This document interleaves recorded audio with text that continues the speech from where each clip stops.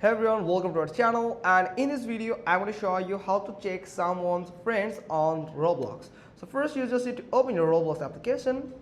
Now select that person that you want to check their friends. So for example, I'm going to get a random person.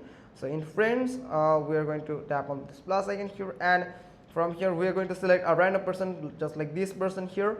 So this person have 99 friends here, as you can see. So if you want to check that person's friend list, then you can just expand it by scrolling up, and you just need to tap on this friends icon here, and from here it will take a while to load, and from here you will find all the friends on their list, or they are added on Roblox. So that's how you can easily get the friend list here on your Roblox on someone's friends. You can just check for someone's friends easily. Hope you got this. If so, then give us a thumbs up, leave a comment below, and thanks for watching. Till next time.